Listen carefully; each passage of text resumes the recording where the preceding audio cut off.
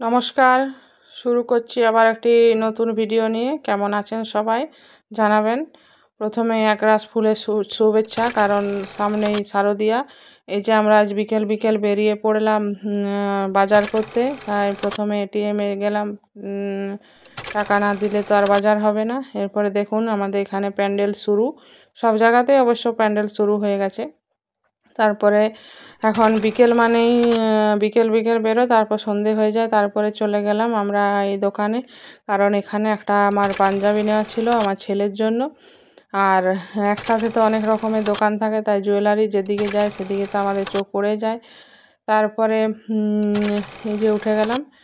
তারপরে পাঞ্জাবির দোকানে, দেখুন পাঞ্জাবির দোকানে চলে এসেছি। এখানে থেকে একটা পাঞ্জাবি নিলাম। তারপরে এই বাজারটার অবস্থা দেখুন, চারদিকে শুধু এত ভিড় পুজোর সময়। তারপরে চলে গেলাম আমরা জুতোর দোকানে, সেখান থেকে আমার জন্য এক জোড়া জুতো নিলাম। আর তারপরে এখানে তেল ভরলাম, কারণ তেল না ভরলে গাড়ি চলবে না।